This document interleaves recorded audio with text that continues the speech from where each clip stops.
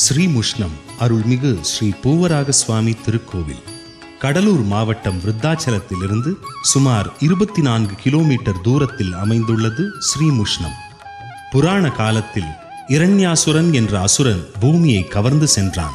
ஸ்ரீமன் நாராயணன் புனிதமான வராக அவதாரம் எடுத்து அசுரனை கொன்று பூமியை மீட்டார் என்பது ஸ்தல வரலாறு.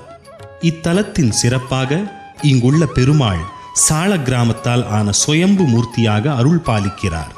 அசுரர்களை வென்றதால் ஏற்பட்ட வெற்றி பெருமிதத்தால் உணர்ச்சி பொங்க இரு கைகளையும் இடுப்பில் வைத்து முகத்தை நிமிர்த்தி கம்பீரமாக பார்க்கிறார் ஸ்ரீ பூவராக சுவாமி. 10 அவதாரங்களில் வராக அவதாரம் சிறப்பு வாய்ந்ததாக கருதப்படுகிறது. இந்த பெருமைமிக்க ஸ்தலத்தில் நம் குருராஜர் தங்கி பூவராகரை தரிசித்திருக்கிறார். இன்னொரு எல்லா பிருந்தாவனத்திலையும் இல்லாத ஒரு தனி சிறப்பு இங்கே என்ன இருக்குது மிருத்திகா பிருந்தாவனத்தில் அப்படின்னு கேட்டாக்க, ராகவேந்திர சுவாமிகள் மூல பிருந்தாவனம் பிரவேசம் பண்ணும்போது அந்த பிருந்தாவனத்துக்கு வேண்டிய கல்லை எடுக்க சொல்லி அப்பண்ணாச்சாரியர்கிட்ட சொல்கிறார். அப்போ ஸ்ரீ ராமர் வனவாசம் போனப்போ உட்கார்ந்த இடம் ஒன்று இருந்தது.